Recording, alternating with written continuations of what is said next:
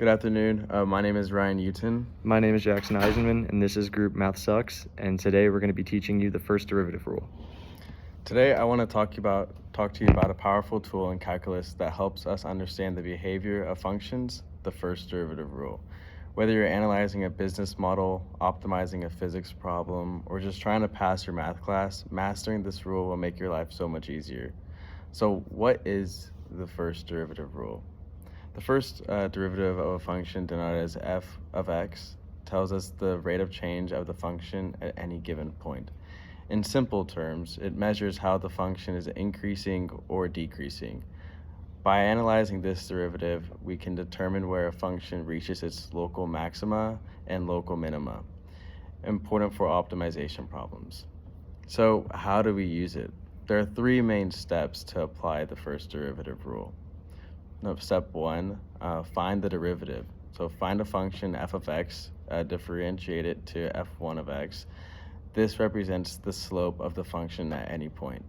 So step two, set the derivative equal to 0 and solve. The critical points of a function occur when f1 of x equals 0 or is undefined. These are potential maxima or minima points. Step three, use the sign test. Pick test points or on either side of the critical values and substitute them into f1 of x. If the sign changes from positive to negative, it's a local maxima. If it changes from negative to positive, it's a local minimum. If the sign remains the same, the point is neither. Now let me pass you on to Jackson for an example.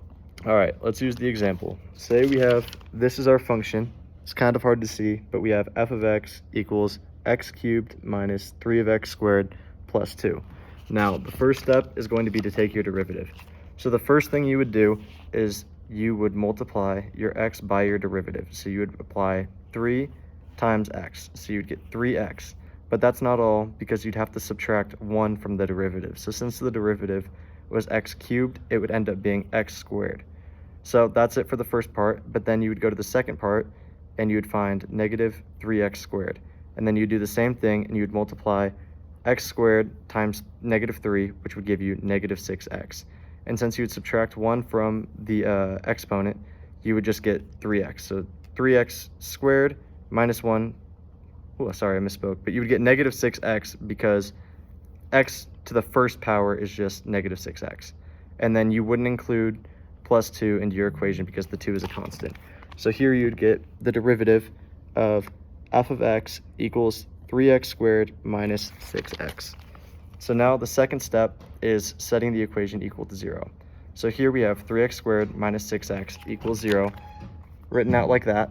So the first step would be to subtract, or to add the 6x to the other side, and then you would factor it into 3x, and then in parentheses here we have x minus 2 equals 0.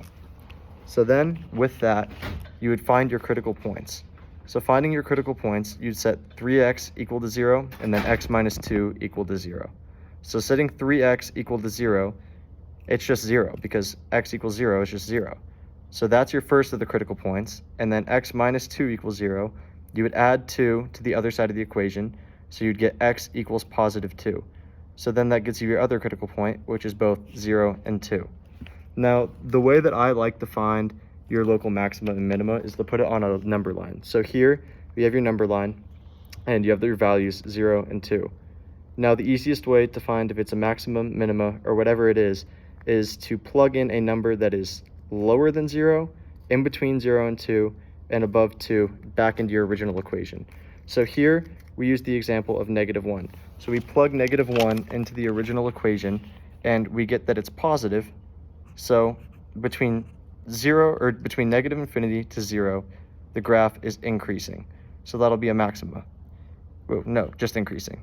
But then between 0 and 2, I would plug in 1 to the equation, and you'd get a negative. So then that would be decreasing. And then finally, I plugged in 3 because that's between 2 and infinity, and I got a positive, so that's increasing again.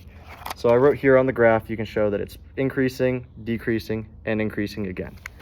So then you can plug it back in, and you have, okay, yeah. But then, should I say that? And then since the sign changes from a net positive to a negative at x equals 0, that's the local maximum. The sign changes from negative to positive at x equals 2, so it's a minimum. Why is this important? The first derivative rule is fundamental in many real-world applications, engineering, economics, and physics, and even in machine learning for use of its optimization. By mastering this, you gain critical problem skills, and in short, the first derivative rule tells us where a function is increasing, decreasing, and where it has important turning points. With little practice, you'll be using it effortlessly. Thank you for your time, and have a good day.